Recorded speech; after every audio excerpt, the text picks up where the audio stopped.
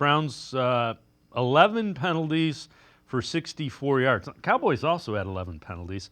A lot of the Browns were pre-snap. Joe Bitonio, offensive lineman, offensive coordinator.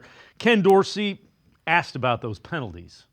I think it's very correctable. That was frustrating because you don't want to put yourself behind the chain, especially a team like Dallas. Like first and 15, second and 15 are just not the positions you want to be in. We had and those are correctable. Snap count, alignment issues, all types of things like that. Formations, you could fix those things, and that's been a huge emphasis. It's always an emphasis, but when you have 5 of them, you want to try and correct those. And if we can stay in front of the sticks and have 3rd and 5 instead of 3rd and 12, you have a lot better chance to convert those. I mean, obviously, I think penalties make it hard to play any type of offense at the end of the day. So I think we want to make sure we are going out and doing all the things that we need to do from a technique standpoint to just being locked in mental standpoint, whether it's, we're trying to use tempo, we're huddling, it's 3rd down, it's red zone, it's short yardage, right? Whatever the situation is, all those things we got to make sure we're locked in.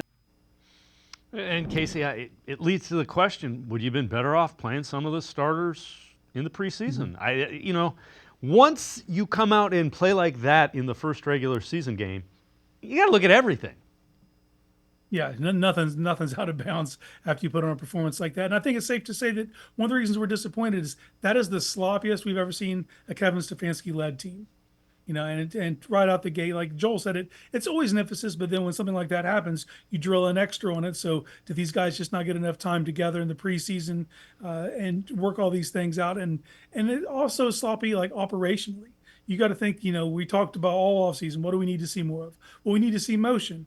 Well, when you're not breaking the huddle until 4 seconds on the play clock's remaining, you don't even have time to think about motion. It's about just snapping the ball. And it just led to everything looking clunky and disjointed.